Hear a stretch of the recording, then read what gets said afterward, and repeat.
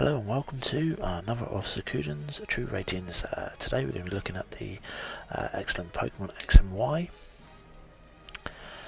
Thoroughly enjoy playing this game. I've played it for about 50 hours now. Graphically just looks amazing. And just really enjoyed it. I liked all the new types of Pokemon. And that with the customization of your character, I think that could have been done a little bit better. It's a shame you can't completely customize your character when you initially name it, when you initially start the game. It's a shame you have to play through the story, and as you unlock certain items you can then go and buy them. It would have been nice if you could just do it straight off from the beginning, just have a completely unique character straight from the beginning. And that playing online is much easier. Just battling with random people is quite fun, training with random people is quite fun. Depositing Pokemon with the global trade station actually works very well this time. You actually get trading within 5-10 minutes of you depositing a Pokemon there, so it's all good. One downside with the graphics is it's not all in uses the 3D functionality of the 3DS. It's only at certain points, and when you're battling other Pokemon and that, it actually uses the 3D. But other than that, very enjoyable. Not my favourite game, Pokemon game. I still prefer Pokemon Yellow and Pokemon Crystal. In my opinion, those two are the best of the Pokemon series, but this isn't too bad. It's a great addition to it.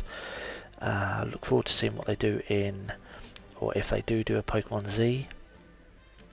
One thing I would suggest them to do is make it so the skates you can actually take off. It was very annoying when you just having to skate around. You only want to move a little bit and then he skates off, and I know you can move down to the actual D-pad and use that, but that's the way for me, the way it's set out, that's a bit more it's an awkward position the way I hold my console, so it would have been nice if you can just deselect the skates and not have to use them. But other than that, pretty good. With regards to Mega Evolution, I think it's an interesting touch. Not sure if it's really needed and that sort of thing, but it was quite nice. Again, with that, I'm not sure why they had to go and change Charizard's type in Pokemon X to a Dragon Fire rather than keeping it as a Fire Flying. I didn't really see the necessity for that, but there we go. Some of the new Pokemon look absolutely great, some of them look stupid. One in particular, one of the starter ones, when it evolves into its final form, it looks a lot like a Digimon. I know a lot of you out there probably don't remember Digimon, but it just looks a bit too much like that.